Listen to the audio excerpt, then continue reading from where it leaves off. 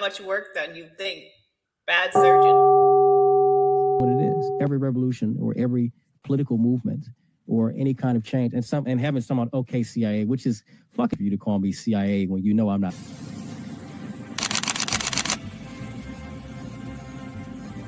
Everything was politicized. It was, oh, this is when we became the left versus the right.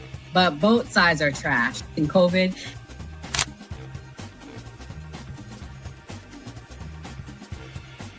his own thing. So it seems to be that money's the issue, that like we're using money and that's how politics is being pushed. Because now we've seen what someone does when they use their own money and it doesn't seem to be a solution. So I feel like we take money out of politics, we'll have a much better political system.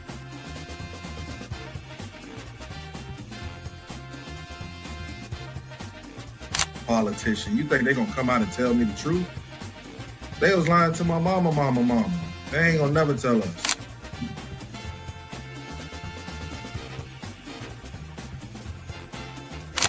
So everybody, we look at certain things just because, oh, this happens in the hood or we see this every day. All the way up. These people were speaking truth. King, we could talk X, we could talk it all. They were speaking truth. What's going on in anyone's mind, but let's take it as a given that Gray's argument is true, that the argument to not have ID is that it would be discriminatory versus certain socioeconomic brackets or something. It's like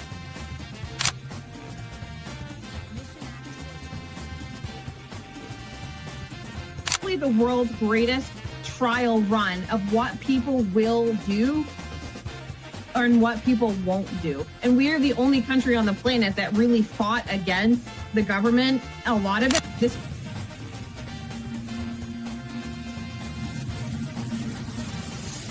because you focus on 80-20 issues.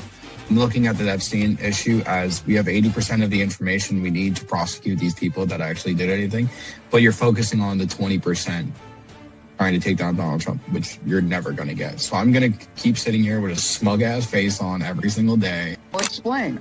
Good question. I'll give you the answer. The Republican Party constantly talks about transgenders and transgender surgery to minors.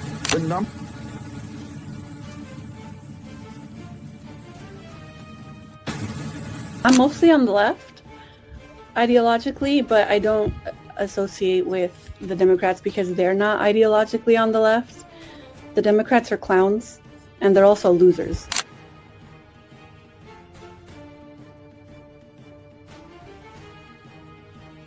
About to be any engaging conversation. It's not about to be any discourse about different political ideologies, what works and what doesn't. If that is the outcome, right? For example, I'm not gonna go and just put myself in the middle of a KKK rally. Verify me, I'm not a fucking fed. They always do this. I'll say this, right? And they did the same thing to Nick. We've seen the video. They'll call people who are genuine and authentic feds because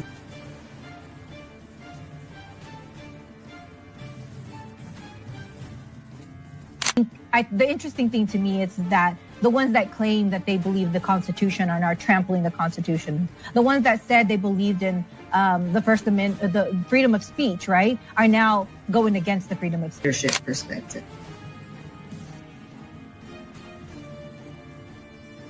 They don't have no plan. They don't never talk about nothing positive about the Democrat Party. Everything is just anti-Trump. They're not willing to have a conversation. They call us fascists. We willing to have a conversation. Charlie Kirk's willing to have a conversation.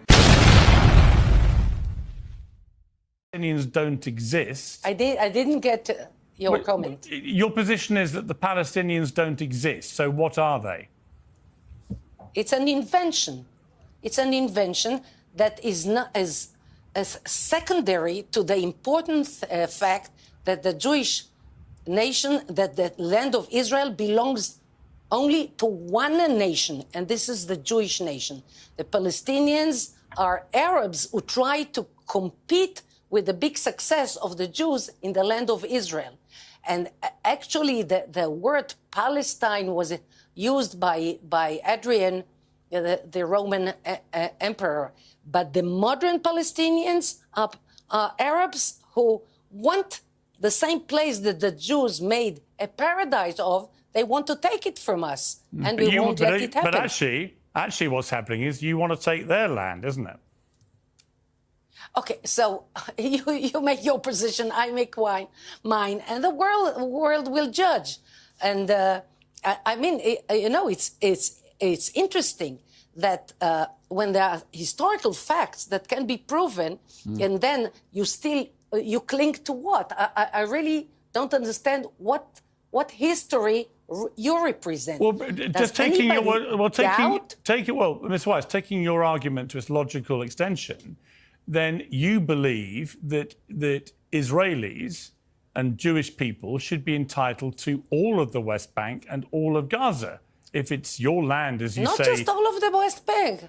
It's not bank. Bank is a narrow place. Okay. It's the major part of the area between the Jordan River and the Mediterranean. So you would like, just it's to be clear, you would like all of the land from the river to the sea to be Israeli Jewish, yeah?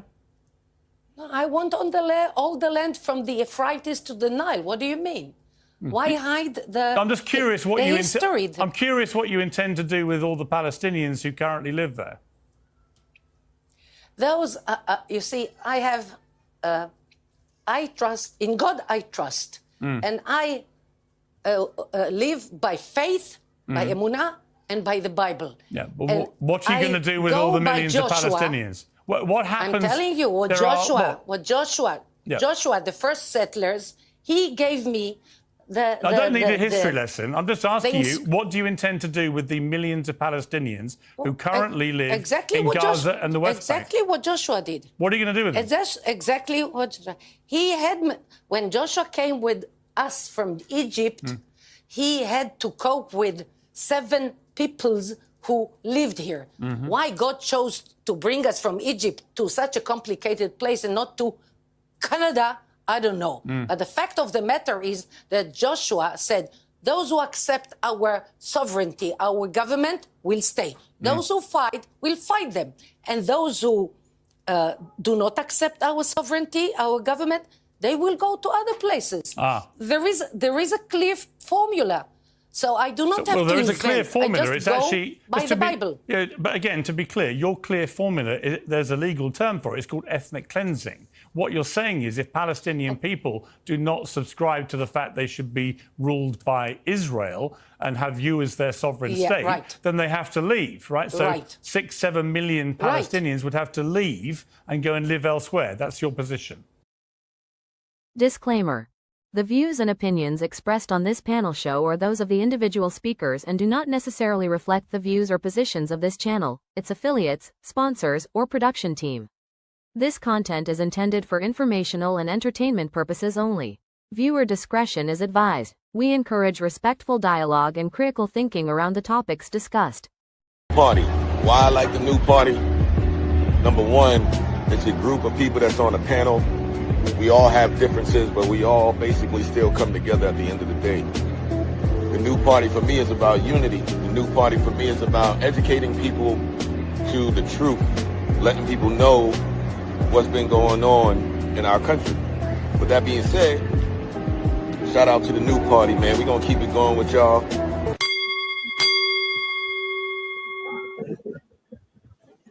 Welcome to the new party. I'm Nora Christine. I'm Gray Mars. I'm Kim. Sorry. I'm Enzo. I'm Andre Williams. And tonight on the new party, I gave you a preview for our next topic. We will be talking about the displacement of 800,000 Lebanese people, the oldest Christians in the world. So that will be coming up next, and I'll explain to you how that ties in. But if you're watching, please hit the like button. The first story we are going to talk about tonight is the counterterrorism director, Joe Kent, resigning over Iran. This is a clip from everybody's favorite person. Probably not. A lot of people probably hate this guy. Alex Jones explaining it. Joseph Kent, the director of national intelligence at the National Counterterrorism Center, resigned today. And his letter is so powerful. I'm going to read the whole thing here on air right now. And he's saying everything I've said everything that Tucker Carlson has said. He was deployed 11 times to combat zones. He lost his wife to this system. And he's there looking at all the national intelligence that Tulsi Gabbard's seeing as well and knows it's a lie. They sent him a report 1 week before he struck 18, 19 days ago with Israel and said, this isn't true. What they're saying about Iran isn't true. This isn't in our national interest. This is a lie. And now we have Trump saying, if you don't support what I'm doing in an unending war, you're basically a Nazi. He said, Mark Levin is my spirit animal. It's a litmus test. If you don't endorse this Israel firster, then you're not MAGA. Well, guess what, Trump? You're not MAGA anymore. You're Make Israel Great Again. It's totally disgusting. Now, I still support Trump overall, controlling the border, trying to end the war with Russia, all the other good things that are happening. That said, he's better than the Democrats, but it doesn't matter. We are still going to put pressure on Trump to not continue to. Let's address the elephant in the room first. Andre, they going in on you, buddy. They calling you a track star. They saying where you was at. Where were you at on Sunday, Andre? And then I'll let you respond to him first. I was just getting back from LA. We did a wonderful interview with Mark from Soft White Underbelly. Should be out in the next few weeks. Great interview. Great time in Santa Monica. I had a lot of fun. Man, gas prices over there. Holy shit. And I'll tell you this, the Hispanics have taken over LA. It's, oh my goodness, they're like locusts out there. It's unbelievable. Niggas, you better get together in South Central. I don't know what you niggas, Hispanics took it back. I don't know what niggas are doing out there.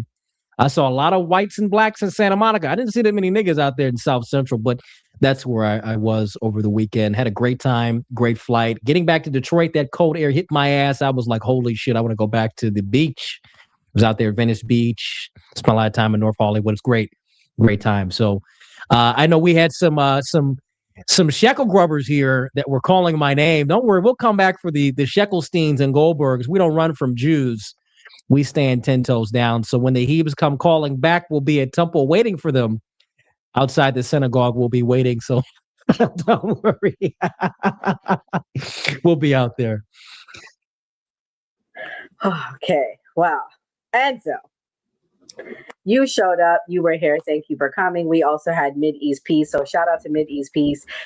Enzo's not Jewish, but he is. And not cool. But anyways, Enzo, what do you think about Kent being fired? What's your thoughts? Or resigning, sorry. Let me correct myself. Resigning. What do you think?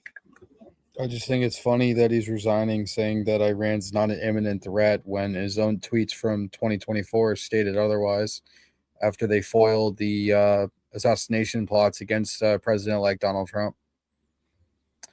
It's like, people are making back-end deals and somebody like him was not a part of national security meetings because he was a threat for leaking things. So it is what it is. But this just plays into the anti-Semitic behavior that the United States is just falling into, that everything's for Israel, So here's the thing with this. I just want to call this out for a quote-unquote day one Trump supporter that Andre isn't actually. No, Donald Trump's been very vocal about Iran since 1980, 2011, 2015, 2020, 2024. And yeah, that's all verifiable. I got the tweets, I got the videos, I got everything to prove that. And I just wanted to call that out, Andre, because here's the funny thing. You weren't even old enough to vote in 2016.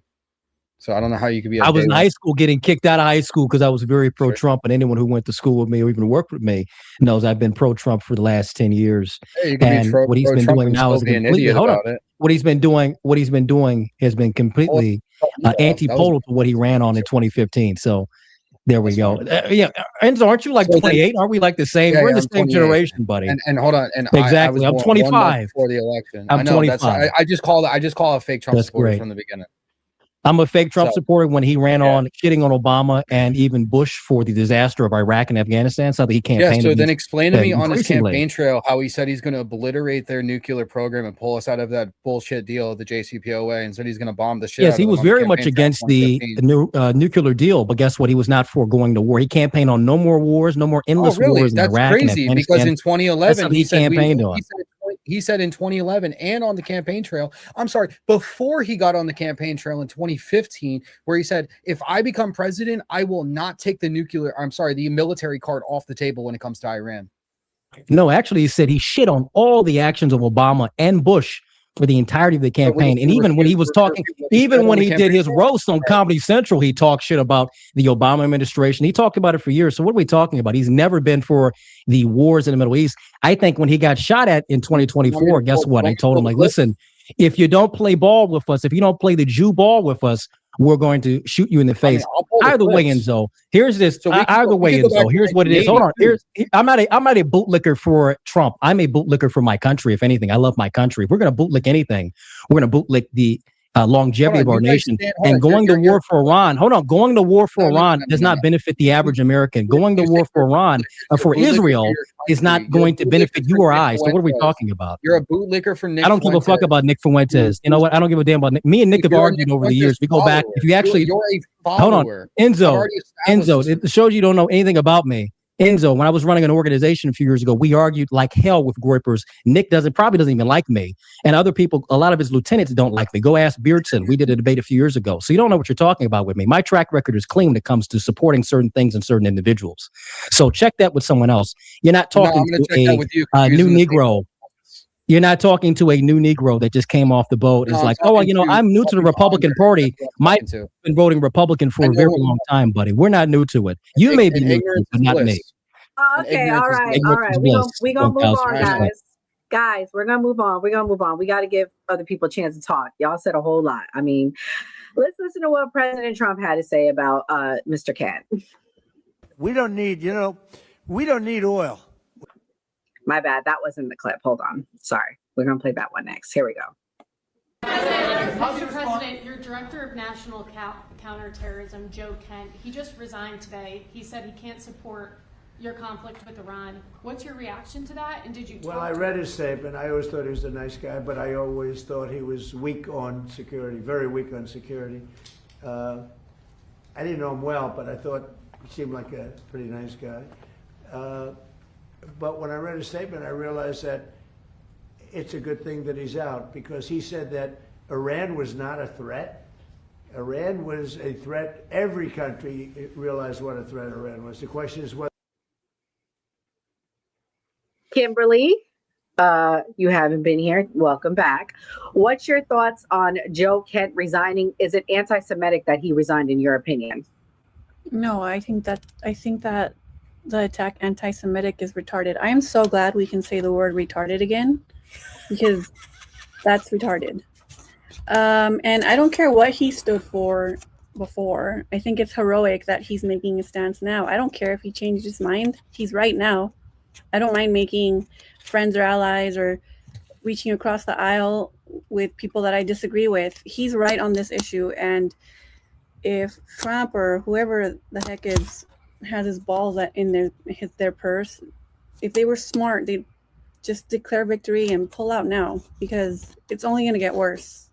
And there's already a lot of people that have died. There's already American blood on his hands. He's completely unprincipled, and he's completely contradicted himself. I mean, I could have told you this a long time ago, but yeah, we need to pull out now. And I read the letter that guy, forgive me, I forgot his name, his resignation letter. It was very beautifully worded. And I hope that it sets a ripple effect and other people have the courage to do the same, because it's heroic. Dissent is the highest form of patriotism. Let's do it. Let's end this now before it gets worse. Well, this is what Trump had to say about oil, and then I'm going to get Mia in here. Oil we need for ourselves. It's one of the great assets that we have. We have more than double what anybody else in terms of oil production. We're at more than double any other country. So we don't need it, but we did it. It's almost, you could say we did it out of habit, which is not a good thing to do. But we did it because we have some good allies there. We have some great Middle Eastern countries there, Israel there. So we did it for a lot of reasons. But Mia, Joe Kent is a decorated war veteran. His wife was unalived in Syria due to an ISIS suicide bomber. Is he anti-Semitic for resigning? And why did we go into Iran? He's saying it's for oil. He's saying it's for this. Do you think he had a valid reason to resign over Iran? I think whatever reason he comes up with is a valid enough reason for him to resign. Nobody should be forced to do a job that they don't believe in. I'd rather have any person resign, regardless of what they are. I don't care if they're a bus driver. I don't care if they're a school teacher. If your heart is not in it, or for whatever reason you're struggling with it and you feel like you cannot do your job to the best of your abilities, you should resign. Whatever reason he comes up with is fine with me. I'd rather have someone resign, regardless. And as for being in Iran, I mean,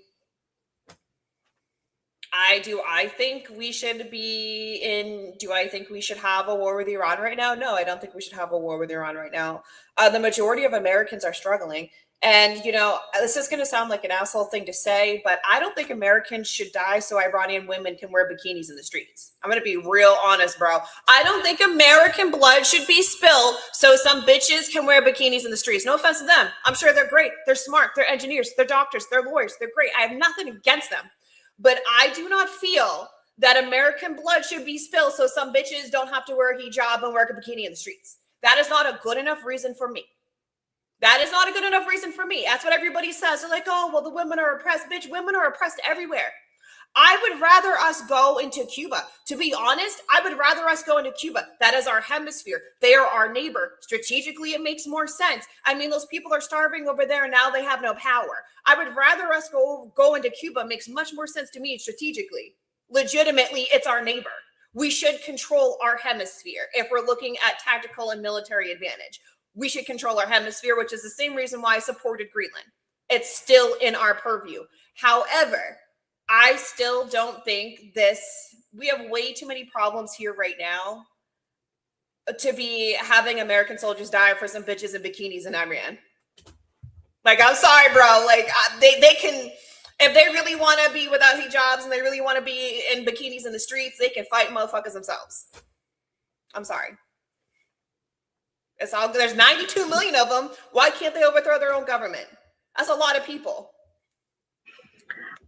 Gray, you were a veteran. Thank you for your service. Joe Kent served over 20 years in the military, and I've heard some people say some pretty disgusting, unpatriotic things against him today, all because he doesn't ideologically agree with what's happening. Is he anti-Semitic? And what do you think about the attacks that I've been hearing on him? And I'm sure you've seen scrolling through social media.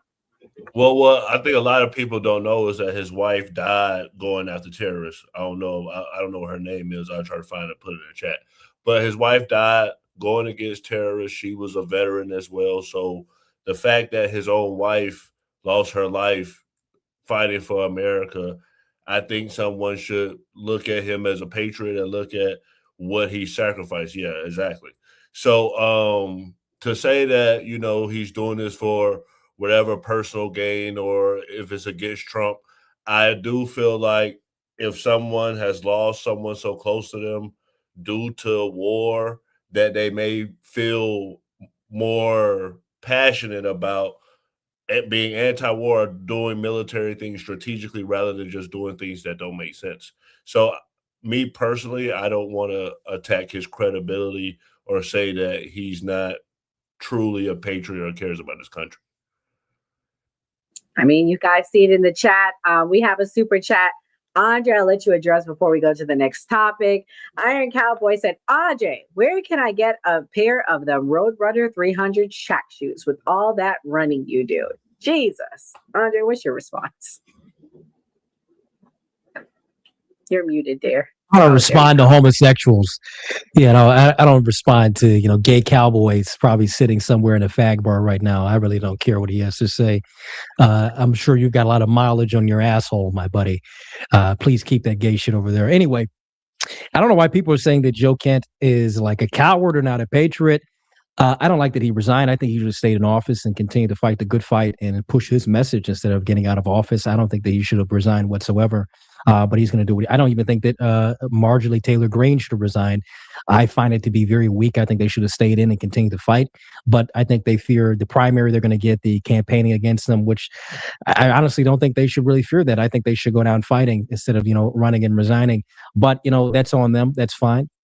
And respect for them for what they're going to do. But, all these bootlickers will sit back and call him and say that he's a traitor to the country. But all these same people won't go and fight this war when it gets bad and have no reason. They have no good, clear reason for why we should be in this war. Oh, where they're going to get nukes. Well, Israel has nukes. And Pakistan, an Islamic country that harbored Osama bin Laden and various other terrorist groups, has nuclear weapons. And these people, like I said, they ain't even fucking wash their ass properly in Pakistan, but they have nukes. So let's be honest with that. This is about the ballistic missile program that Iran has. It's a threat to Israel. It's about the drone program that's supplying the Russians and even the Chinese. That's a threat to Israel. And Israel wants to become a regional power like they've been doing since forever now. And like they've planned out and pushed in the 1993 clean break memo. So we're seeing all this come into fruition, and it's disgusting. And the Jews who are pushing this, and even their lapdogs, both Democrat and Republican, whether they be white or black, where we've seen a lot of these black Republicans pushing it, these disgusting fucks like Westcott America and what's that African that was on it, Denziwo, whatever the hell he was playing in the clip earlier. Tanish Peter, Brandon Tatum, all these bootlickers, these Jewish pets, they're pushing for war, but they won't go out and fight it them damn selves while the rest of us sit here and suffer with it. So fuck all these people. Shout out to Joe Kent. I think he should never resign. I think he should have stayed in office. Oh my gosh. Okay, Andre. So a whole lot. We're going to move on to Lebanon. Okay, guys. Lebanon. Very, very sad what's happening in poor Lebanon. Here we go. This young lady explains a little bit. Reporting to you from Mer Jayoun. Behind me is the town of Khiam, where all night long the resistance has been fighting off the Israeli army. They're still fighting now. There are gunshots and sounds of shelling, and as you can see behind me, there is a large fire which appears to maybe be a tank. This is only speculation. I'm trying to assess what it is from the color of the smoke. It looks like a tank fire. Last night, the resistance was successful in repelling multiple deep incursion attempts by the Israeli army from Hamames Hill, which you can also see in the distance there. That is an illegal occupation point for the IDF. And I'm going to give you a rundown of yesterday's resistance operations. There were 25 operations, 13 inside occupied Palestine and 12 inside Lebanon. Using rockets, guided missiles, and drones, the resistance targeted 5 military bases, 5 cities, 4 border sites, 1 military barracks, and 1 military factory, and repelled 9 advancement attempts. Confirmed enemy losses were 3 military vehicles, 13 bunkers and fortifications, 5 settlements, 5 command centers, and 1 military factory. It doesn't seem like the fighting is going to end here anytime soon. I'd also like to add that last night, the Israeli army was captured on video dropping white phosphorus over the town of Khiam. White phosphorus is a banned substance. This is chemical warfare. Americans, your tax dollars are funding chemical warfare. This is a war crime.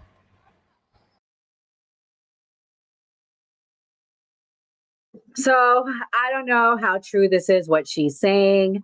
Mia, I know you research a lot of stuff. Have you been keeping up with what's going on in Lebanon? What's your thoughts?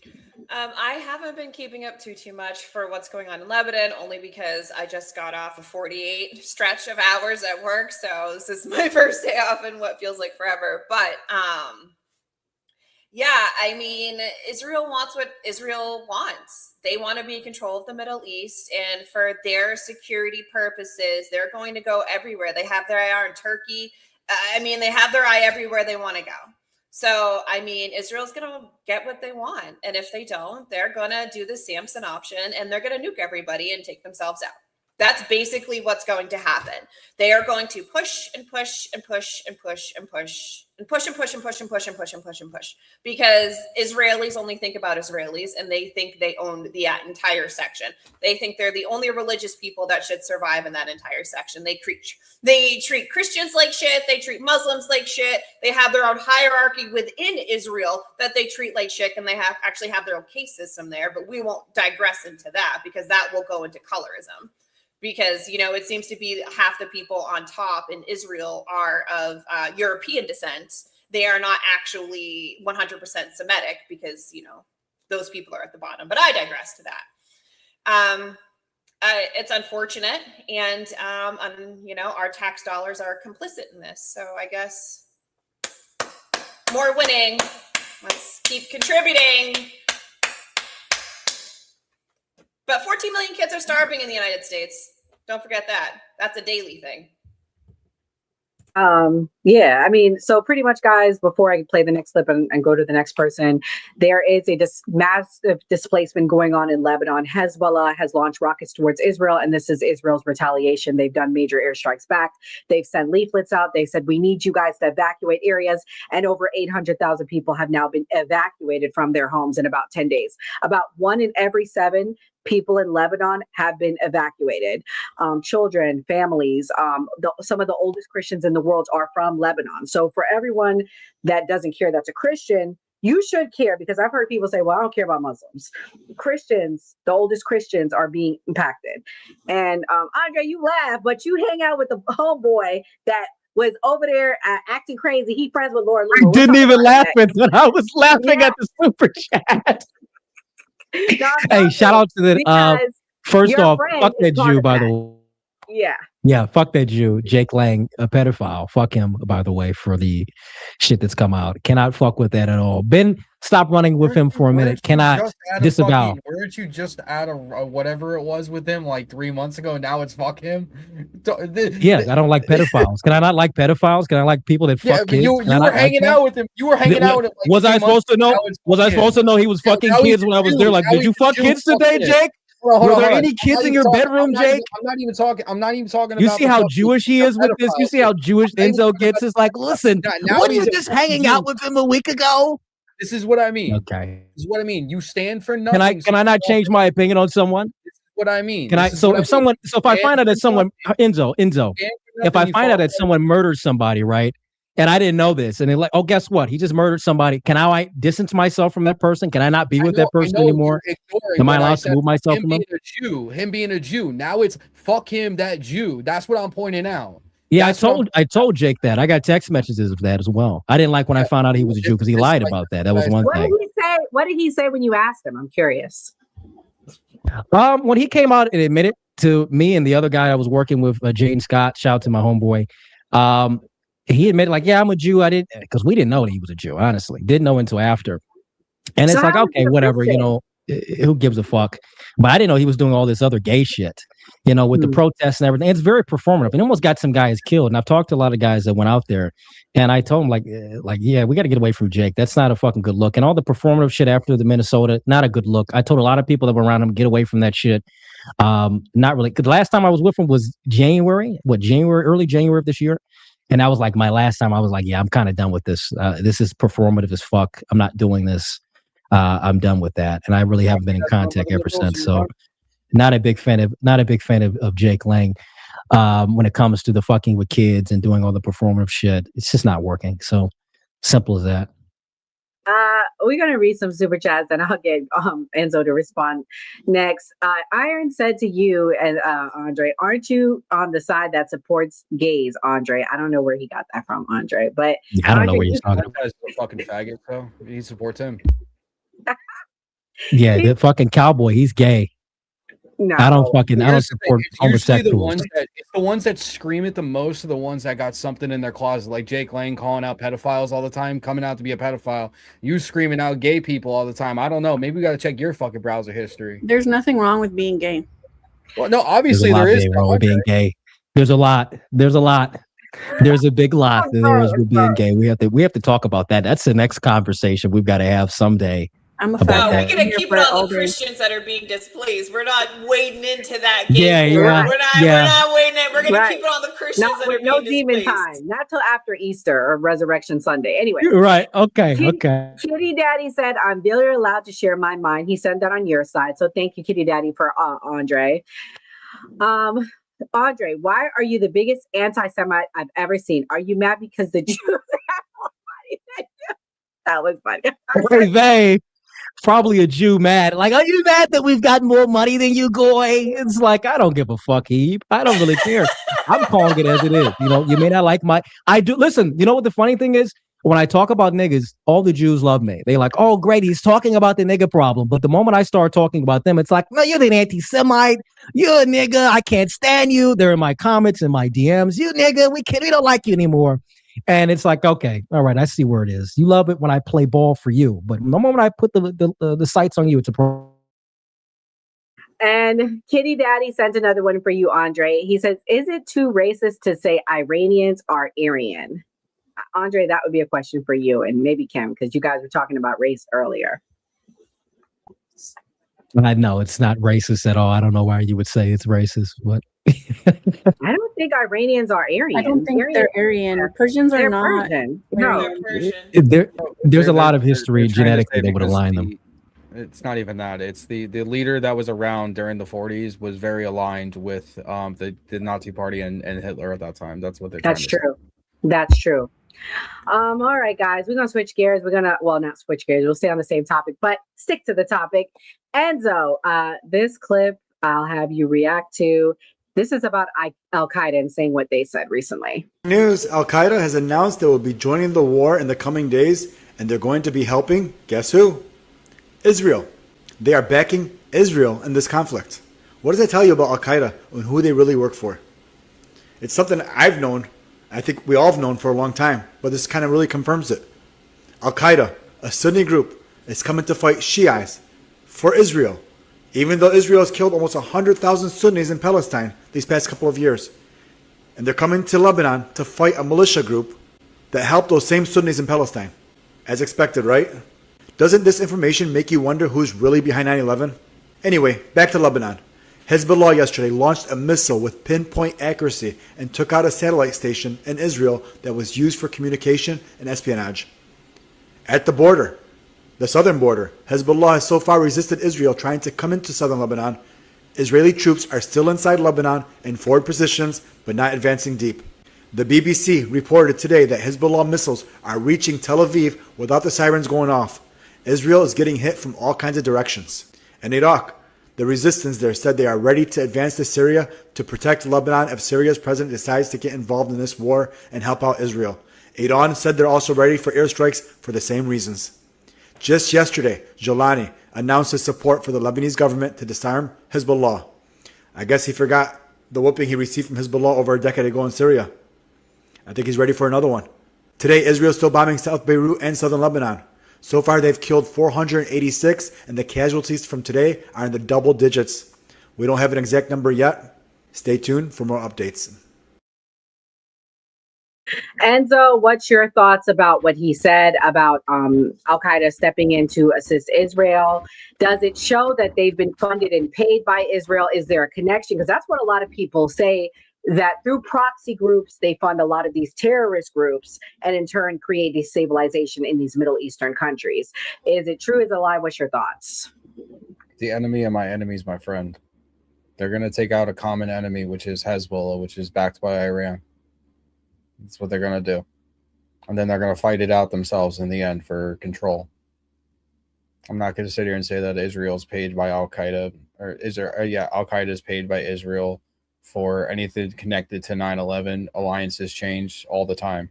There's plenty of enemies that used to be the United States that now are our friends, that are friends of ours that are now our enemies. Same thing with groups that we used to fund. Shit, Iran-Contra. We used to help out the fucking Iranians back in the day. Now they hate us. Things change. Timelines change. It's been nearly 20-something years since 9/11. So I'm not going to sit here and say just because now they're helping out fight Hezbollah, that means in 2001, Israel's behind 9/11 with the secret bombs that were placed in the building and all this dumb shit that everybody just keeps throwing out of the woodworks to see what sticks when there's no verifiable proof behind any of it. Trust me, I got questions about 9/11, but none of them will lead to Israel or the Jews. The stupidest shit. Just low IQ takes for everything on that. That's all I'm going to say. I would love for somebody to bring me any type of verifiable proof on any of that. Any plausible truth. They can. Oh man. What's so funny, Steve Urkel? Bring it Sunday, Andre. Bring it Sunday, because we doing part 2 of the debate. It's gonna be Enzo and Minnie's piece versus Andre. We got some surprises coming. It's gonna be a good debate. So please show up for the debate. And Andre, you can bring the facts that night, okay? Because I'm not trying to have that 1000%. Yes, bring that. He's never brought a fact in his entire life, so I mean that's gonna be hard for him. I like how Enzo liked me before, but now because I'm not pro-Jew, No, he's I like, never "Oh, liked you. Andrew's I bad." never. Hold on, Okay. I'm gonna be real with you. Bro, I tolerated you. I never liked you. I thought you were. There we fucking go. So he was from being the fake beginning. the entire time. No, I wasn't He's being fake. I was fake from the cordial. entire I was time. cordial. Now No, that you're he was being straight fake up. the entire No. time. I was cordial. I was cordial for the podcast purposes. Okay. Other Why than didn't that, you keep the same energy when you first met me? I like people that keep the same Because I energy was when they meet me. cordial. And I did keep the same energy. I Y'all was Okay. as still real got as a it was. debate on Okay. Sunday. Y'all still If got I a were, debate. It's okay. I got no respect. I got no Okay, respect so all right. for hateful Or people. go ahead. And I'm gonna let you hear it. he's going to chimp out some. Let me just stop. He's going to chimp out some. Didn't Italian do anything chimp out. to anybody, all right? Lebanon hasn't hurt anybody. The only thing you could possibly say about Lebanon is that internally they have a militia movement. It's not the Lebanese government. It's not Lebanon as a people. There is a militia inside Lebanon called Hezbollah that does not allow Israel to take over Lebanon. And that's their purpose, and that's what they do, and that's what they've always done. What is the justification? I mean, any of the justifications, I don't think they're valid, but any of the ones that are applied to Iran, they certainly don't apply to Lebanon. What Israel did to Gaza wasn't, a valid response to October 7th, but at least there was October 7th. At least there was some sort of inciting incident. What is the inciting incident with Lebanon? They just exist. They just happen to live there where they have lived for 5,000 years. I mean, what is the danger they pose? What is the threat? Are they getting nuclear weapons? Do they have a ballistic missile program that we have to defend against? Or did they storm into Israel and kill 1,000 people and take 100 hostages? No. So they just live next to Israel. So therefore, they should all be murdered. They should all be turned to dust. They made the bad decision of being born where Israel wants to be. So now they have to suffer the consequences from it. Here is opposition leader of Israel, Yair Lapid, talking about what they should do to innocent neighbor Lebanon. Let's watch. He says, regarding Lebanon, I'll even go a little farther than what Ram said. I think that in the end, we'll have no choice but to try to create some kind of sterile zone in southern Lebanon. Not huge, but something a little like the yellow line in Gaza. That is an area in which there are no Lebanese villages, but is completely clean territory between the last Lebanese and the first Israeli settlement. I was in Metula and Kiryat Shimona today. They can't continue to live like this. There is a limit. And yes, it would be unaesthetic. Evil is what he means. It would not be pleasant to scrape off 2 or 3 Lebanese villages. But they brought this on themselves. It's their problem. They exist. So no one told them to become the guest state of a terrorist organization. Kimberly, what do you think about what you just heard? And while you're talking, I'm going to play what Gaza looks like now, because it sounds like this is all part of the rumored Greater Israel project. And I know people like to say, well, yeah, I know people like to deny. They say you're anti-Semitic when you say that, but it is fact. The IDF wears patches with the Greater Israel project, and it includes a part of Lebanon. So go ahead and continue. And if you see it playing on the screen, that's why. Yeah. It's not anti-Semitic. That's why I try not to delve into like the religious argument, especially with like my Jewish Zionist friends. Like any religious argument, it begins and ends with completely illogical reasons. So just based off of like logic and morals, it's wrong. It is the Greater Israel Project. You don't have to take my word for it. They literally say that themselves. Like Nora said, IDF soldiers wear the Greater Israel patches on their uniform, but all of their leaders, the Likud party and within the Israeli government, that's what they say they want. Like the lady that you played at the beginning of of this show on the Piers Morgan show. That's completely unhinged, but that's how a lot of people think. And it really is sad because some of the greatest advocates against the Greater Israel Project are my Jewish friends, like Jewish Voices for Peace, If Not Now, Org, Glenn Greenwald, Dave Smith. I mean, I could go on. Gabor Mate. There's so many. Medea Benjamin. So for me, it's just the argument is lost when you try to go at it with the religious point of view. You're not really going to get people at the religious point of view, and you're not going to really get people who are like super partisan, culty, like super just Trump is right no matter what. That's illogical. It's unprincipled. And what they're doing in Lebanon, they've been planning to do to Lebanon for a long time, and it's very sad. I actually have Lebanese friends. One of my Lebanese friends lives in Hawaii. My family's from Hawaii. And she's been trying to get her grandparents over here for a long time, and she can't, and they're not safe. And it's really sad. I have Jordanian friends who can't sponsor their family for visas to come over here. It's just really sad. They're forcing these people into these predicaments and then also not allowing them to leave. So it's literally just in order to get the Greater Israel Project accomplished, you have to kill people. That's why it's wrong. Killing people is wrong, full stop. So you can try to make sense of it with, well, it's a threat and this and that. There's no greater threat than the United States empire. We are the biggest exporters of terrorism in the fucking world. So economic sanctions alone killed 38 million people since 1970. I've said that ad nauseum, and I'm going to keep saying it. That's not even force, right, of hand. That's not right, make might. We kill people with bombs too. So I think it's just wrong. And I think what they use the religious argument for, again, I'm not one to punch down at voters, but it's to get the people to fall in line, to get them to agree with the ruling elite, because there's layers. But the ruling elite have, and they always will have, control, and that's what they want. They want control, they want power, they want this land because it just makes them richer. And these are also the people who own trillion-dollar bunkers and underground cities. So they're going to be just fine. We're not. Gray, what's your thoughts on what's going on? Is this Gaza 2.0, or do you think it's just retaliation for what Hezbollah did as somebody that served in Iraq? Well, I mean, I feel like Iraq was kind of different. It was basically we were going after Al Qaeda, that was a terrorist organization, and it wasn't like we were meeting up with people. And I feel like this is different with Iran, where it's an actual army and, you know, they're fighting against each other so they can know each other's location. So it's much more complex than when I was deployed.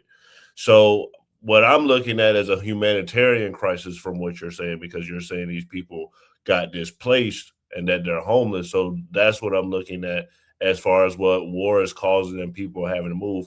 And the same thing with Gaza. Like, over a span of time, we kept hearing them say, oh, we're going to move them from the West Bank. And then they kept taking land slowly and slowly and slowly. So it's more of a humanitarian crisis, if you're asking me. Okay, guys, before we move on, we're going to read some super chats. Iron said, Andre, if it wasn't for cowboys, you wouldn't have beef because your A wouldn't work cattle. Oh, so he's saying you better appreciate him, which we do appreciate our cowboys. You wouldn't have beef. Do you like beef, Andre? That's what he's saying. You better appreciate him because he's helping get the beef. Do like the beef. I do like the beef. But nigga, you're damn right I would be working cattle. I'm a house nigga. We gonna be in the house, nigga. I'm gonna get some plates. The fuck is you talking about? Nah, fuck that. I would have been running away. Fuck that shit. I really don't care. You know, let him have his fun. A good thing he's donating to you guys. Let him talk his shit. I'm just kind of gonna ignore the shit for now. And Andre, this is a fan of yours, Kitty Daddy. Thank you, Kitty Daddy. He said left and right truce for like 2 years. I think he said that when you were talking, Kim. We have one enemy. So he said he'll unite with you, Kim, for 2 years. You got one enemy. And I'm sure I could put 2 and 2 together. I'm sure the chat can I too. would love to call on all the populist left and the populist right to band together. Yep. We need it.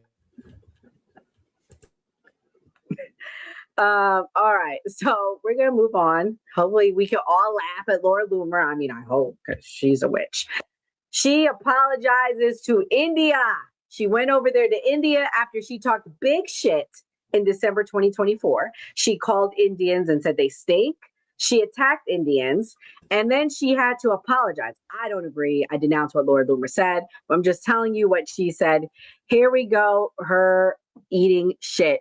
Let's watch. And Islamophobic.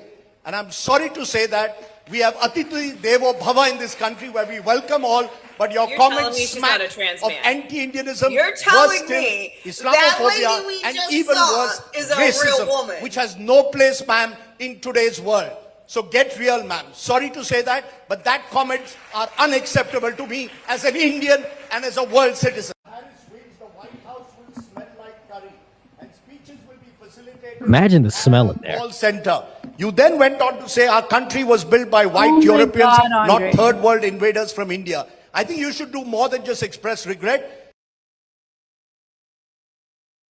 Oh, W those people, though. W for them. But let me tell you what's going on, guys. Her purpose there was to go and spread Islamophobic, anti-Muslim hate, but they put her in her place. They said, we don't want that here. We don't agree with that here. Kimberly, what's your thoughts? You were like, oh my gosh, Andre, what do you think about them going in on her? Do you think she deserves it, or do you think that it was just too much? I think Andre is a comedian. I'm pretty sure half the shit he says, he's joking. I'm giving him the benefit of the doubt. Like, I love racist jokes, but I just can't tell. Oh my gosh, that's so evil. Okay, so she did go to try to conversation for another day. She did go to try to spread Islamophobia because apparently there's like a faction in India that are nationalists that are also similar to like the nationalist Israelis want to like band together a certain group of people in India because they're also, you know, they also have their political ideologies and beliefs. They're not a monolith. She has said some crazy shit. So she deserved that ass beating. She really did. She has said some, like, I think even when Kamala was running, she said something about, I can't imagine what, if we vote Kamala in, the White House will smell like curry or something like that. I personally love curry, but it's, you know, the context of which you say things. Like, you can say, like, if I were to say that joke, it would be funny, right?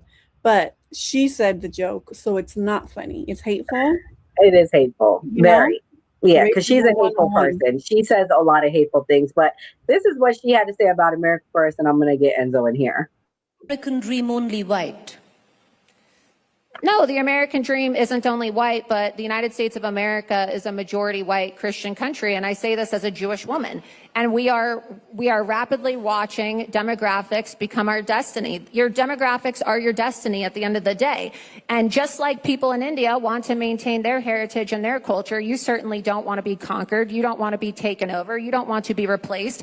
People in America also don't want our culture and our history and our nation to be conquered and replaced. And I think that it's important for people of all cultures and all backgrounds, wherever you're from, you should be advocating for your interests. I didn't hear that India, one. you advocate for India first. I'm an American. I advocate for America first. And I believe that America should remain a majority white Christian country. So, you know, I host a show called India First. You believe in America first. Do you see a common meeting ground, you know, your conversations with President Trump regarding Prime Minister Narendra Modi? You just, you know, read out a portion of your conversation with President Trump. Shall the twain meet? So, for example, you're sitting exactly where Ambassador Sergio Gore was sitting yesterday, and he spoke of how India and America are working close on a critical minerals deal or a trade deal. But some of the comments that come from America are so harsh that they're very unpalatable. Right. So where is that common meeting ground? Well, look, I think that the strategic partnership that the United States has with India and also with Israel is one of the strongest, if not the strongest partnership in the world. And it's something that I value, I treasure, and I think that more Americans are going to come to appreciate over time. But look, a lot of animosity is felt by the American people as it pertains to the H-1B visa program. When President Trump first campaigned for office, when he was running for president in 2015 and 2016, he said that we need to end the H-1B visa program and the abuses with the H-1B visa program. He's on video saying this. And when you have American students, education here in India is free. Okay, in the United States of America, you have to pay $60,000, $70,000 to $80,000 a year just to get a degree in the United States, depending on where you go to school. So how do you think Americans feel, young Americans feel, when these big tech social media companies tell them, you're not the best and brightest. We have to import people from China and India to fulfill these jobs, and we don't care if you spent $120,000 and went into debt for the rest of your life trying to get an education. I think that you would see a lot of that resentment and some of those negative, harsh comments decrease if we could have a respectful conversation about American immigration policy and also labor laws and ways that we can work together, the United States of America and India, in combating the exploitation of the H-1B visa program. Because we need to give jobs to Americans as well. We can't allow, especially in the age of the AI revolution, where we're going to see massive unemployment as a result of AI being ushered in. So I think it's important because AI is also an enabler, but that's another debate. As far as H-1B visas are concerned, one, highly skilled labor or those jobs that cannot be fulfilled by the Americans, those are jobs that are coming in, and that benefits American companies too. They make money, but those harsh comments, some of those comments that came from you, or that anti-India criticism or that feeling against India, doesn't that create bad blood between the two people who've otherwise had a great relationship over decades? I think what creates bad blood is a sense of entitlement and disrespect towards American students and American people who have worked very hard and are now suffering unemployment. They're suffering unemployment, and they're being told by executives of companies that they've aspired to work for their entire lives that they are not the best and brightest. And that's the terminology that is used. The best and brightest needs to be imported. And we have intelligent people, we have smart people, we have talented people in the United States of America who can also take those jobs. And I truly believe that if we're able to have a cordial debate and have understanding from the government of India and the people of India that, the American people just want to have employment. Enzo, she said a whole lot. First, she said that this is a white country, a white Christian country. I'll let you respond to that. But the bigger thing is, I do agree with her to some extent. These people go to college. I graduated from the University of Central Florida. I'll never forget it. People graduating 5-6 year engineering degrees, standing in the longest line in the room at the job fair was these engineer firms. And there was only 3 of them that came. And I felt my heart broke for them because they couldn't find jobs, and they ended up working at Starbucks, some of them, because that's the only work that they could have. As somebody that's part of the cusp of Gen Z, young millennial, what do you think about what she said? Do you know anyone that's job has been replaced by, job outsourcing, or do you think she's just being racist? I don't know anybody being their jobs being outsourced by people in other countries. More or less people getting jobs replaced by AI. That's the biggest issue. I like the step forward that Trump took at the beginning of his second term with when the H-1B visas, upping the fees for H-1B visas from, I think it was $2,500 per visa to $100,000 per visa now. And when I started looking everything up, the average person that would come in on an H-1B visa would be getting paid less than $100,000 for that job. It doesn't make logistical sense for companies to keep importing people to be paying them less than what it would cost them to pay for that visa for them to get into that job. So, I mean, in the long run, we will see what it does. If it brings in more people because of the cost or brings in less people because of the cost, the jury's still out on that. when she talks about a white majority country, I mean, sure, if you want to go back to that, then start conserving values from the United States that we wrote laws to get rid of, if that's the case. The United States is a melting pot. I'm all for anybody and everybody coming to this country as long as you come here the legal way. That's it. That's the only thing that matters when you come to America. Just come here legally and nobody gives a fuck. Leave it at that. Gray, what do you think about what she said? Is America a white country? And do you think that H-1B visas were eliminating American workers? Yeah, it's a white country. This is their country. So you gotta be careful. You gotta be on eggshells with what you're doing in their country. So what I would say is that racism isn't gonna disappear. It's gonna be a big thing. So nationalism, populism are big things. Where with the MAGA movement, you've seen people saying like, we want, our people. Even if everyone's saying it, I'm not saying everyone is saying it, but even though everyone's saying it, doesn't necessarily mean, hey, we want America white. It comes off that way. So that's my thoughts on it.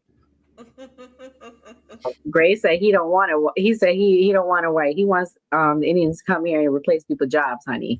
Here we go. Decrease in some of those harsh comments online. Laura, can we address the elephant in the room? First up, would you want some water or are you carrying your own? Oh, I think I'm fine. Yeah. You're good? Okay, yeah. Great.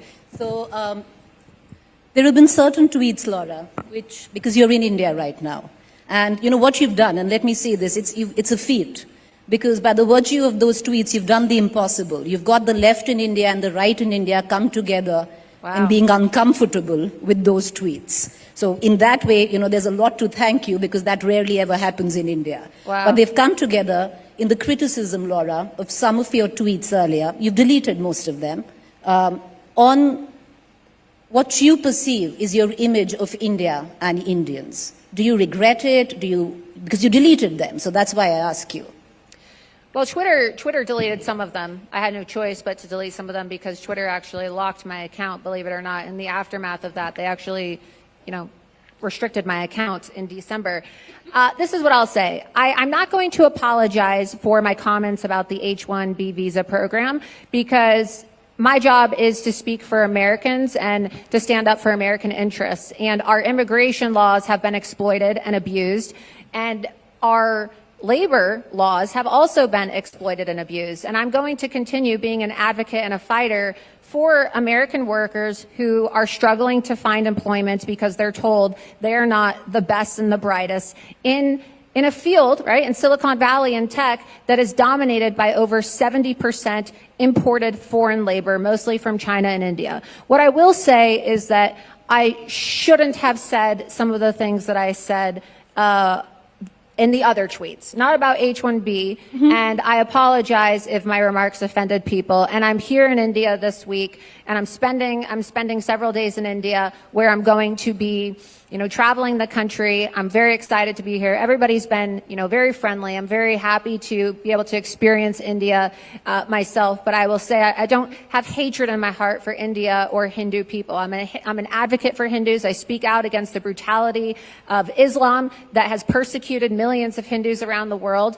And I don't come from a place of hatred. My comments come from a place of love for my people and my country. Where do you see India-US relations go from this place? And personally, I believe you have some good news to share even on the personal front. I believe you plan to travel to different parts of the country now. Yeah, I actually brought my fiance with me. I just recently got engaged, so I'm getting married. And I thought, wow, it would be really great to do my engagement photos at the Taj Mahal. So I'm going to do some photos at the Taj Mahal for my engagement. It'll be exciting. Well, congratulations, Laura, on that, on your engagement. You. And because I am a journalist, so allow me to paraphrase. So you correctly, with what you said, and correct me if I'm wrong, that you are, where your stand on H-1B visas are, and you don't apologize, you're right, but for certain tweets which hurt the sentiment of the Indian community, you wish you hadn't said those. Yes, I don't apologize for my tweets about H-1B because I do believe that it was very disrespectful the way that these big tech social media executives who have predominantly always been Democrat, then they wrote these big checks to President Trump and his administration thinking that they were going to be able to buy influence and come into the Republican Party and the MAGA movement, and that we were going to forget their support for open borders policies and their support for importing labor and their disrespect of the MAGA conservative base. I'm not apologizing for that, but the other comments, yes, I should not have said them, and I hope that people will be able to judge me by the advocate that I've always shown myself to be for they Hindu will, people. because India is a really warm country. Yes. And they're going to embrace you. You're going to Taj Mahal. You're going to have a fabulous time. They're going to love you and your fiance, because that's what we do. We have a lot of love. Yes, to and forgive as well. I've seen that. I've felt a lot of love here in India, and I look forward. I hope to be able to come back to India in the future. I gotta say, I've always felt nothing but love from Indians. We have a lot of Indians here in Central Florida. But anyways, side note, Mia, what's your thoughts on everything you heard? Would you have stood 10 toes down, or would you have said, no, I'm so sorry? Do you think she means it? Do you think she was scared? What do you think? I think she's a bitch. I think she's a bitch. She didn't even apologize. She did like the word. She didn't even apologize. She says, I'm sorry that you were offended. That's not an apology. I recognize that what I said was offensive to you. I'm not sorry for that. I recognize I offended you. I mean, what? She's crazy, dude. She's crazy. And honestly, I hope she has a terrible time. I hope they treat her like shit, because she doesn't deserve it, dude. I agree with her with the H-1B visas for sure, hands down. Totally understand where she's coming from, and I understand her accuracy in that for sure, hands down. No problem with that. But I hope that they treat her how she would treat them if nobody was looking. Because that is the test. That is the litmus test of the morality. And we all know the kind of person that she is. She said it 10 toes down with her chest on that stage. So, I mean, I hope she has a terrible time. I hope she drinks the water. I hope she has diarrhea for days. And I hope her fiance gets sick too. Because that would be the karma that she gets for her being such a terrible person, for disparaging a group of people from a civilization far more ancient than her bloodline will ever know. I mean, Indians are super nice, super warm, super hardworking. I work with a ton of them in the medical field, and I have nothing but good things to say. It hurts me when people talk crap about Indians, because they are nice. They are super warm. They're fantastic workers. They work hard.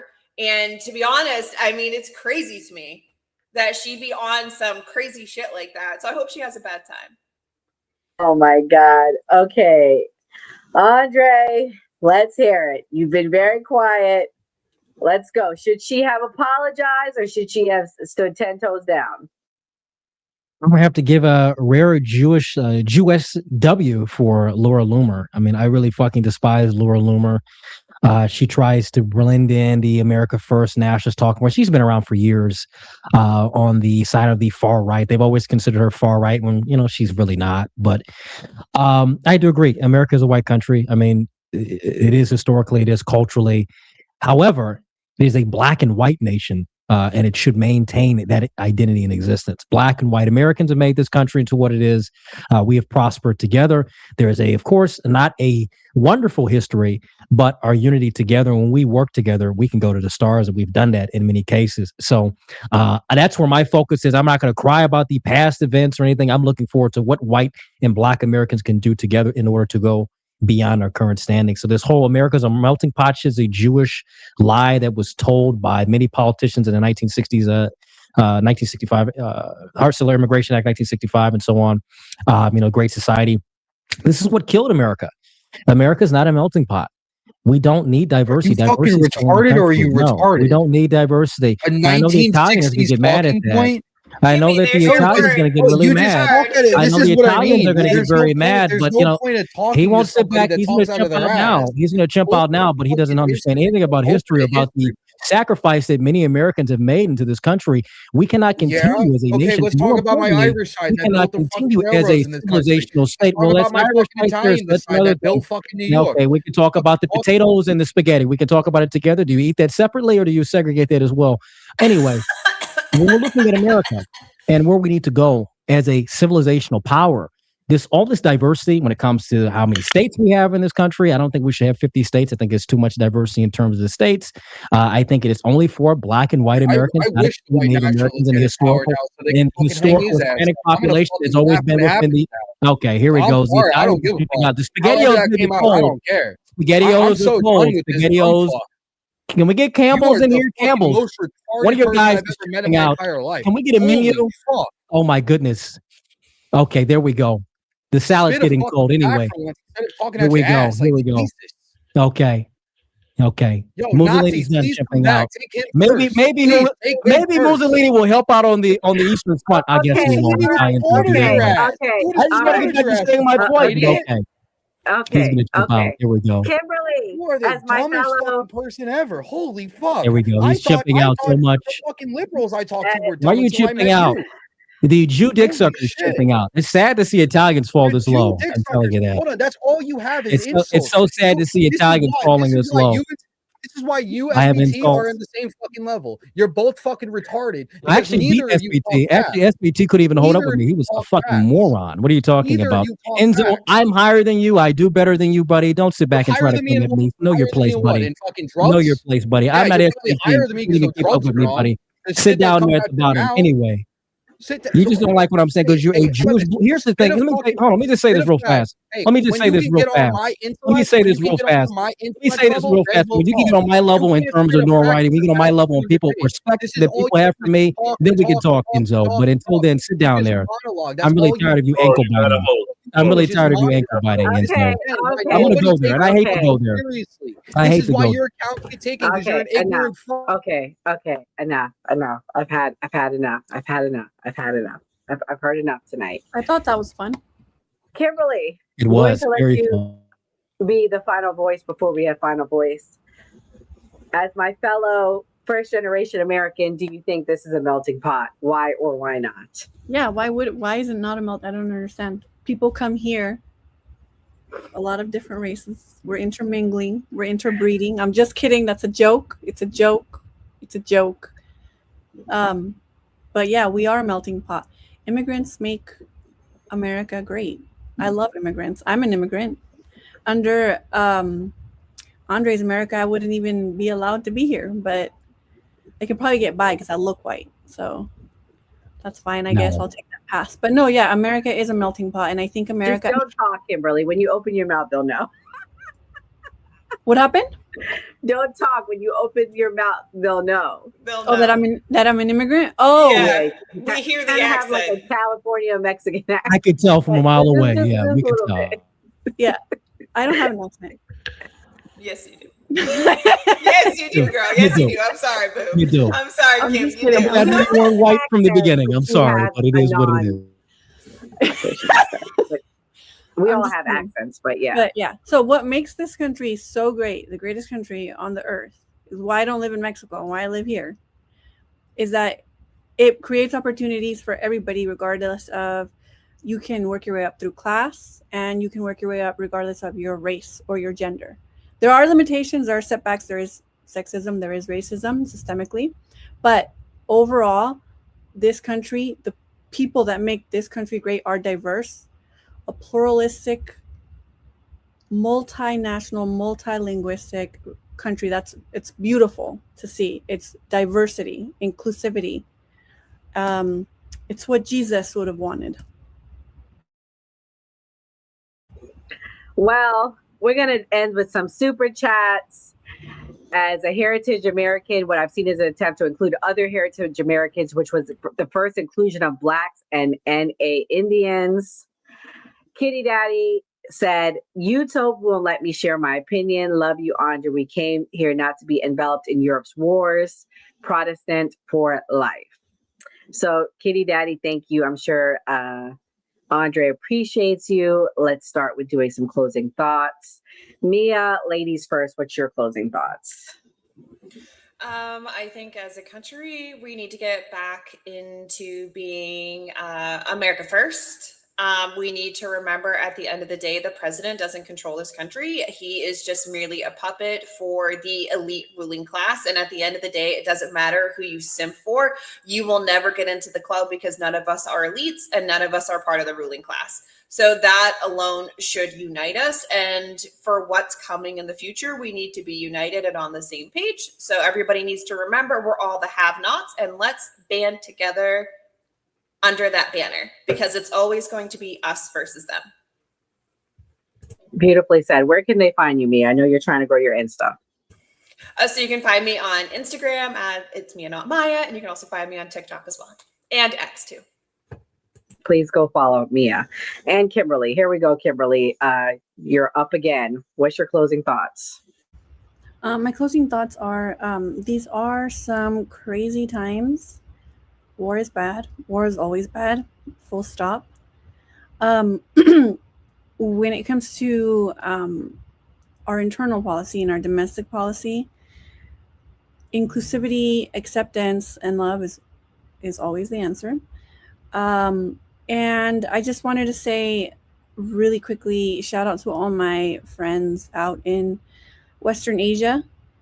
There's a lot going on there. My heart goes out to everybody, all the troops out there, all the Americans, everybody that has been put in danger, all at the cost of just these ruling elites who want more and more and more, who are not going to be affected if we're blown up to smithereens, because like I said, they own trillion-dollar bunkers in underground cities, so they'll be fine. They're playing with us and with our lives, and it's important to read until you're exhausted, and read everything until you have nothing left to read and you've done all the hard work. Once you've read everything there is to read, then that was the hard part. The easiest part is to just go with your intuition. And I truly believe that per the laws of the universe, we are all really connected with a greater humanity. We just all need to be a little bit more loving and accepting with one another. And also, you guys could follow me I made a YouTube account. I haven't made much content, but I'm Kimberly Annell on all the platforms, Instagram, TikTok, and YouTube, please. Yes, please go follow Kimberly. Enzo, my dear, what's your closing thoughts? My closing thoughts are, this is why education needs to be pushed more in this fucking country. You got people that have a voice that think they're doing something with a following, but they don't know anything. They don't know basic history. They don't know anything about this fucking country. I pray for the day that for the white supremacists and the Nazis to come back and take over this country and literally just fucking kill these people that are advocating for them, because they don't even know what they're advocating for their own fucking demise. This is This is salt for slugs at this point. You're fucking retarded. I got no respect for fucking people who breed division and breed hatred in this fucking in this country, and you should not have a fucking voice whatsoever. And I'll stand 10 toes down that. You're a fake ass person. You're a follower of Nick Fuentes, and again, you're a fucking little. I'm straight up. You're just a hypocrite at the end of the day, and everything you stand for. You stand for nothing, so you'll fall for everything. And that's all I got to say. Enzo, let everybody know where they can find you. Are you going live after this? Oh, yeah, live. You'll be live? Okay. Andre, what's your closing thoughts? Oh, my God. Mario's mad. Someone need to go call Luigi. The pipes must be fucked up because he's getting fucked over here. Listen, this country is not a melting pot. That's what's killing it. Diversity is not our strength. It's our unity behind the identity of being an American. Our purpose as being Americans is what has built this country into what it is. People give up their identity and blend into the society. They assimilate. That's what made this country great. To be Italian, to be Irish, maybe even some of the Africans that have come over here. In order for our civilizational state to survive, we have to look at who we are, what we're going to be, and who comprises of this American civilizational state. It's not Indians. It's not Arabs. It's not people from fucking Tijuana. It's none of that shit. It's black and white Americans who've been here for centuries, and those who will give up their identity from the countries they're coming from and will subscribe into this way of life. It takes 3 generations to make an American. You just don't become an American by liking Grey's Anatomy and fucking SpongeBob. It's not how it works. So we have to call this out, this entire push for multiculturalism. It's killing black people. It's definitely killing white people. White people are dying because of it. This suicidal empathy is killing them. That's why they're pushovers now in this country. And black people are not aware of the big problem that they've been lied to and sold this illusion that we have to get along with everyone that comes to the door, and it's not working for us. So We want Americans who've been here for generations to serve the interests of this country, of this civilizational state. And Italians can be mad, the Irish can be mad, whatever spaghetti-o potato he wants to eat in the morning, he can be mad. I really don't give a damn. We're still going very far. And like I said, these people love me when I talk about black people. But the moment I tell them I'm not your typical black conservative, I'm not your typical black Republican, I am America first, and I've been doing that long before anyone else came along. I grew up in a household that instilled these values. I grew up with generations of black Americans who've served this country, who've instilled these values. They don't know what to do with me, so they'll sit back and say I'm a follower of someone. Nobody in my blood has ever followed anyone. I come from a family of leaders. We've served in many generations of service members. My grandfather, 44 years in the Navy, laid 800 people in Desert Storm. Served very hard and very honestly. So you want to sit back and call me a follower, check the record. I served and I continue to lead other people, and people continue to respect me for what I say. So I really don't have to explain anything to Mario over there. He can call Luigi and they can figure something out with the plumbing company. But other than that, that's all I've got to say. Thank you, Andre. Andre, where can they find you? I know you've lost a few of your socials. I know, right? When you're controversial, you say things that are not acceptable for the social media platforms, especially when you start talking to certain people with noses, they ban you. You can find me at Andre Williams USA 1. That's the new Instagram that we're using. We still have the old one. And also find me on Twitter at Andre Williams US. There you go. Thank you, Andre. Ray, what's your closing thoughts? Last Thursday we had all women on here and me talking about politics, and one of the people we had on here is Ratchet Christian, who was displaced by war. Nora, what country is she from? Sierra Leone. So we had someone on this podcast displaced by war. We're talking about people being displaced by war. So literally when you have war, people are displaced and have to go to other countries. If we're upset about people coming into America, most of the people come here are displaced because of economic reasons and because of war. So we don't want people here, then we probably shouldn't be creating war. Like we always say on a new party, always vote. We have a super chat. Somebody said to serve means you're following your orders. What are you talking about, Andre? Do you want to respond? What the fuck is he talking about? What is he talking about? Like, what does that pertain to anything that we've said? That's the fuck. What is he even talking about? Like, in regards to what?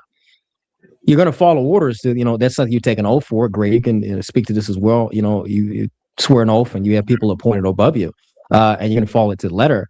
But you can have your opinions of it. The thing is that, just don't display that opinion when you're in uniform and, you've taken an oath and, you're subscribed to a contract. That is what it is. But I really don't know what the fuck he's talking about at all. I don't know where that came from. Thank you for the super chat. And shout out to our new party team, Kimberly, Andre, Enzo, Mia, Gray. Shout out to everybody. It was a good discussion. And I know it's hard to listen to, guys. I know Andre is a straight shooter. He gives it to you very, very straight. But these conversations are very important. I don't believe in censorship. I don't believe in telling Andre how to speak, as long as he's not using any type of racist terms for us to use our page. He's going to speak and say what he feels because his voice is important. Kimberly's voice is important. Gray's voice is important. Enzo's voice is important. Mia's voice is important. No one's voice is more important than others, in my opinion, as long as we're all Americans and we're all here trying to fight for a better America. But as Christians, we cannot continue to look away, guys, from the suffering of innocent people in Lebanon. Right now, hundreds of thousands of families have been displaced. Among them include the oldest Christian communities of the world. And scripture reminds us, Hebrews 13:3, to remember those in prison as if you were together with them, and those who are mistreated as if you yourselves were suffering. I think we need to remember that, guys. People are suffering around the world. I know it sounds base to say, yeah, let's nuke them all, let's destroy them. But these are people, there are children there. So we need to keep that in the back of our heads when we're cheering for war, especially when we're cheering for war in the Middle East, because there are Christians being affected by this war, not just Muslims. I know there's a lot of people that don't like Muslims for whatever reason. That's your business. But we need to be praying for peace in this country, praying for peace in the world. And we also need to allow people to have their ideals be honored and supported. Joe Kent is an American hero. I would rather he step away than he cause harm to the government. he did the right thing by stepping away. He didn't compromise his beliefs. In a political world where many bend to pressure, it takes courage to stand firm and stand up and say, hey, I don't want no parts in this. So shout out to him. I pray more people stand up in their ideals and convictions. So let's remember two things, guys: compassion and conviction. Compassion for those suffering around the world, and conviction to stand for those who fight in what they believe in. Pray for Lebanon, pray for peace, pray for America. God bless and stay safe, everyone. Before we wrap, I want to take a quick moment to talk about how you can support the new party. We are an independent media platform. No corporate backers, no political handlers, just a collection of voices representing all American viewpoints, especially the stories they don't want you talking about. I'm disgusted with our government, and it doesn't matter which party you're talking about. I'm disgusted. We are watching an active genocide. I don't know how else to put it. There are thousands of people getting killed every day. This is the first time in history that an American cardinal has ever been elevated to pope. It is legitimately make America great again. Yeah. Like, they're fighting for illegal immigrants, not immigrants. Illegal. Like, and they burning the flag and shit. Like I always say, it was a great episode. I'm happy with the wins that Donald Trump's. Like you heard Nora Skeptic say, we're going to keep bringing like different types of content and things that we know people want to see. And like we always say on the New Party, always vote. If you believe Americans can still have civil discourse, even in these polarizing times, we need your help to stay independent and keep growing. You can support us by donating to our GoFundMe page, becoming a channel member, sending a super chat, or grabbing merch from the New Party store. Every donation goes directly toward growing the channel promotion and our upcoming documentary. And as a thank you, donors will receive an exclusive copy of the documentary 1 week before it premieres. Who is the New Party? We're you, your voice, your stories, your America. We can only do this together. So if you're able, please donate and help us get the message out.